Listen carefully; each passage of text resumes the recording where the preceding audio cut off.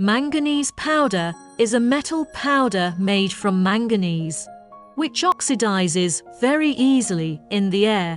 The three elements of manganese powder ball press need to pay attention to because of metal smelting and the size of the ball is different. The required pressure is different.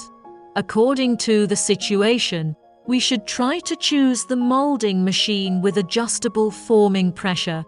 The core of manganese powder ball press equipment is the forming machine, and the key component that affects the working efficiency of the forming machine is the ball roller. The blank of the ball roller is divided into forging density is small. The structure is rough, but more economical.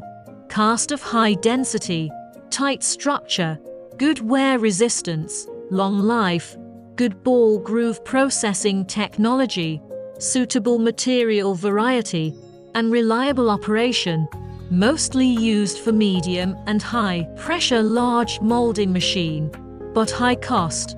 The balls produced also need to be dried before they can be sold or used.